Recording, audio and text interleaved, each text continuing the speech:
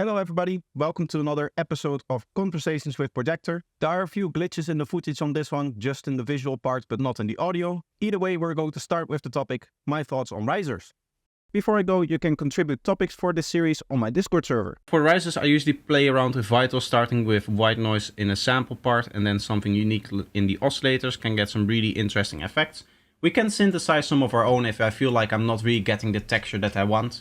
That's usually when I resort to making my own risers, but I like to add progression to all of the elements, kind of like in layers, in stacks. So I won't go in here and make all of the risers at once. I won't go in here and maybe even make all of the sequences at once, or like finalize the sequence here. Maybe I'll end up distorting this more, or doing some more stuff with maybe like stereo wave, that kind of stuff. All of that is cool to do. In fact, what could be nice is to have the stereo width of this thing increase over time. Which we can do with stereo spread. I like the inharmonic noise in Serum to make risers. We can check that out as well. There's a lot of different things that I can experiment with today. And that's the cool thing about streaming. I get to get input from you guys on what you usually do. And I get to show some stuff as well, what I usually do. So that's cool. I want to do cooking videos. In regards to my also Projektor channel, one of the things that I want to do is maybe do one or more cooking videos, because you guys maybe remember I announced the channel on April 1st, where I did a video on my drinks. I don't have one here. I'm drinking just normal Pepsi today. But in that video, I talked about the peps or the iced tea that I made. And it's kind of like, was like a joke on a cooking video kind of thing for the 1st of April, for April Fool's Day, of course. But from that moment on, I thought like it would be nice to do some actual cooking videos. I'm not going to do that here in this apartment. I want to wait with the other apartment. I did go look at a cool apartment today, but it's a little bit more expensive than the other one that I have in mind. Going back to the old apartment, essentially. It was also a little bit less spacious, but a little bit more cozy. Like there was an actual nice room that would be a very nice studio. Not that the other apartment doesn't have a nice room, but that room is, in the apartment that I'm currently planning to go to, is a little bit less inviting, I should say, because that was just a normal room, whereas the one that I went to today was, how would you say that, like an attic almost. So it had like wooden ceiling very close to it. It would be a nightmare to maybe treat acoustically, but it looks very cozy. But it's just $150 a month more, so that's probably not worth it for now at least. And also I had actually less space there. I think for the coming few years, I'll still be just moving from apartment to apartment, seeing what I can get.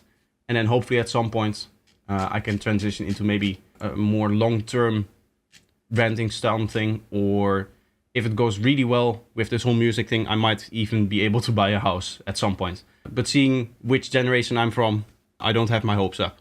In regards to my cooking, one of the things that I cooked today was these really nice sandwiches. So this would be like maybe fun to make a tutorial about.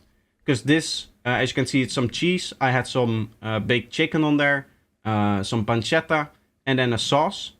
And here you can see me baking the chicken as well as making the sauce. I want to do a video specifically on that sauce because it's really nice. And I make it in a bunch of different variations. But currently the problem is that right here where I live in my apartment, because of the way my apartment is set up, I can maybe draw that. Then I can give you guys an idea of how I live now. We basically have a box here, right, which is the whole apartment. But then there is a stairwell that kind of separates the apartment into two parts.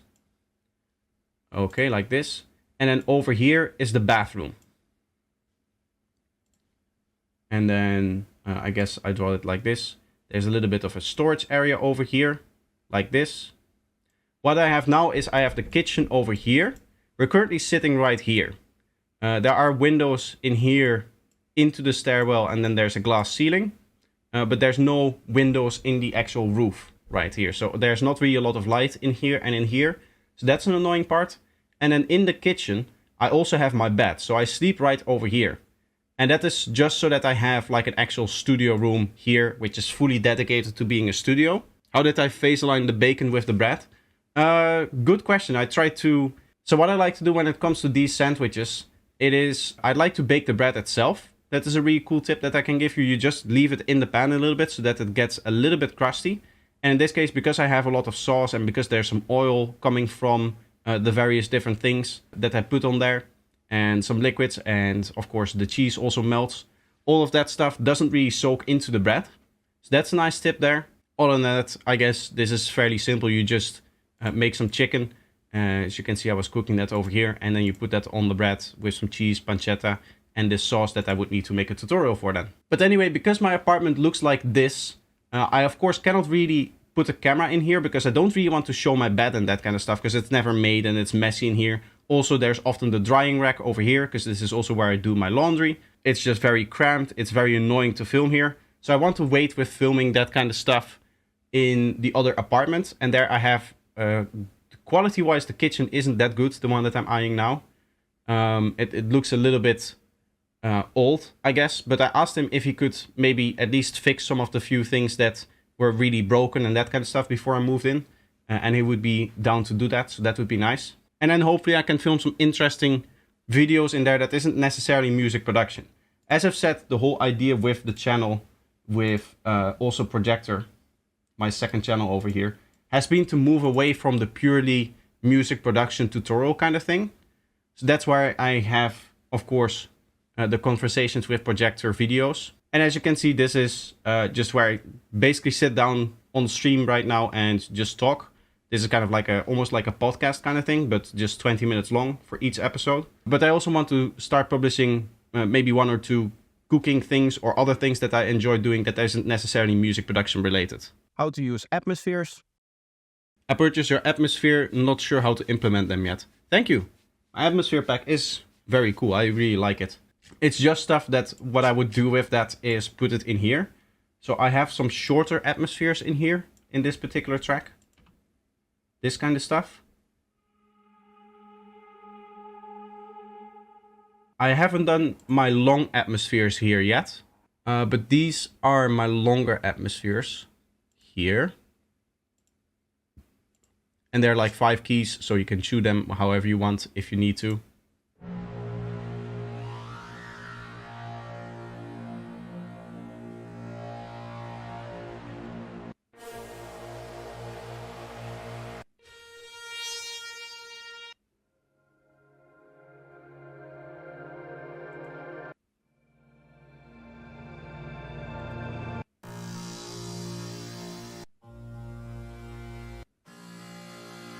There's some cool stuff in here. I'll also check the G sharp. This track is actually in G sharp, so we might use some of this in the production later.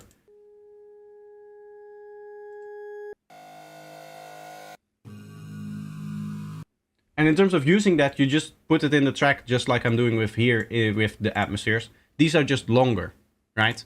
So you can just put them in the track and maybe extend certain parts. These are nice in the break as well. Or if you have like short breaks, I think I have one over here.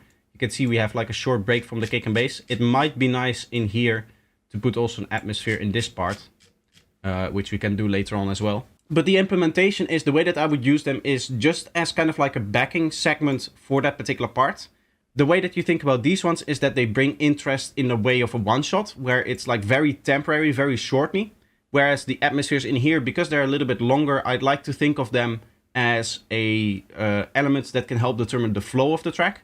And I actually have a video coming out that doesn't necessarily tackle these atmospheres specifically, but they're like part of a bigger conversation that I'm going to have in that video, which is going to be in regards of one-shots, atmospheres, and effects.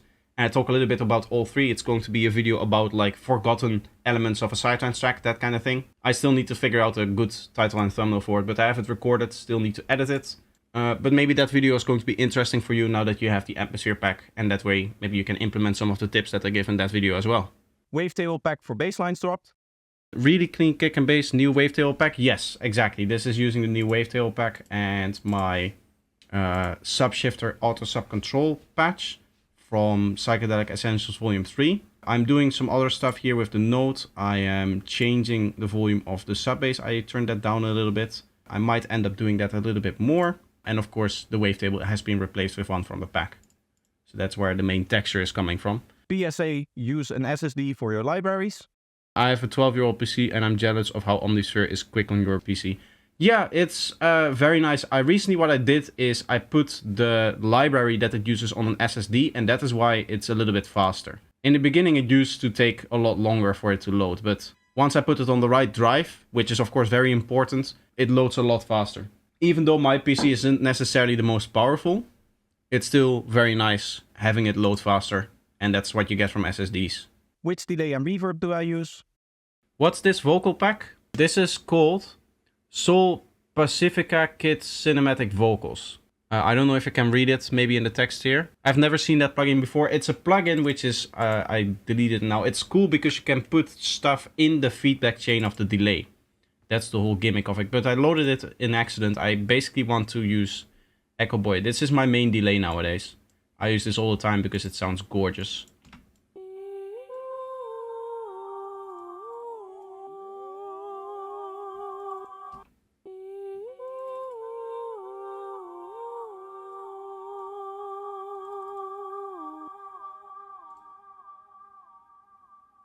I use that and any reflector for most of my delay needs. Sometimes I'll go with the H delay by waves in terms of my delay. But 99% of the time I go with Echo Boy now because it has the different textures to it. And I don't even know if the full version has that capability. But you essentially have this knob over here which is different, I guess, like changes to the frequency spectrum. And the ambient adds a little bit of like a reverb type effect, that kind of stuff. They all have different tones, they all have different uses, which means that this is a surprisingly versatile delay. And it's quick to set up. So that is what is nice about it. I would love to have another delay kind of thing like that, because in terms of reverbs, I'm pretty stacked just with mTurboverb alone. This can do any reverb that you really need, any reverb that you want. These are just the base presets that you have, as you can see over here. You have a whole bunch of creative kind of things. The special shimmer reverbs, it does very well. It has this 2D positioning stuff, which is sometimes really cool. But even in the preset, you of course have a lot of things that you can edit. You have extra changes to the tonality that you can imprint on every reverb. And then if you really want to dive into it, you can even set up individual reflections. But this is something that I never play with. In terms of other reverbs though, I have Black Hole, which is amazing. I have a bunch of other ones. These are actually pretty nice from the tracks or the T-Rex 5 suite, I guess. But the plugin company, I don't really like them. But their reverbs are very good. And to be honest, all of their plugins are very good. Except that they apparently crash Ableton. That's annoying. That's very unfortunate. Maybe I installed that wrong or something like that. That never happened to me before. Allergies. Sorry, I have a very scratchy nose these days because of my allergies. It is full on allergy season here. It rained a couple of days ago, 2 days ago actually, which was nice. But yesterday and today it already cleared up again. So that means that immediately the allergies come back. I have some medication that I take for it, but obviously it doesn't fix all of my issues. I like going outside, I like going for walks and that kind of stuff, but it tends to be the case that I cannot get to do too much of that, because after maybe like half an hour my eyes start to not hurt in a way, but just irritate, and I get like teary eyes and I get stuff in them, so I have to clear it out like this sometimes. There's like little, I don't even know what you call it in English, but little things in there. So that isn't great, but I like to take my time to go outside every day. At least I try to take an hour and then divide that up into 2 sessions of walking around or doing something outside. If I need to go places, I'll walk there most of the time. Because it's just nice to do that, right? To take care of yourself, I guess. My goals with testing Bitwig. Still messing with Bitwig. I am going to be messing with Bitwig more. Yes, I'm going to be doing more streams. Today is not one of those streams that I'm looking into Bitwig. But when I have more time, because those are the streams that I really need to sit for and actually prepare for. Because I want to figure out all of the things that I want to experiment with and that I want to show beforehand, so that the stream is like nice and cohesive. At least that's usually the way that I handle it. So there's definitely going to be more streams on that, but it needs its time. And of course I'm in no hurry to make the switch. I'm still working on an album that I actually want to finish. So I have loads of other things that I could be doing, which is what I'm doing now, for example, which is just producing some music. If I do end up making the switch, that will just happen at some point after the album probably. Then I might just start working on one of the tracks in that way. But I don't expect that to happen anytime soon. As I said, I have no real reason to do it immediately. So I might as well take my time, see if it's really the DAW that I want to go with, if it's really the DAW for me. Yeah, to switch when you have so much music unfinished in your current DAW is not a good idea. Yeah, that is one of the reasons why the switch would take a while. I'll always have, or at least for the next year or something like that, I'll probably have more projects. Because I already have 1 or 2 projects in the work that would probably release after the album. And then even then, I still have like high-tech projects and dark side projects that I also want to finish, but that is an even longer term project. So I'll just have to see. And I haven't established the workflow that I'm comfortable with. Exactly. That is very important, right? Having the workflow already in there that allows you to just get in there and get creative immediately. That is very powerful. So that's going to be it for today. I hope that you enjoyed this one. Let me know by leaving a like and make sure that you're subscribed. Another way to support the channel is by watching some more of my videos. So there will be 2 up on the screen right now for you to choose from. So just pick one and enjoy, and I hope to see you in the next one. Bye bye.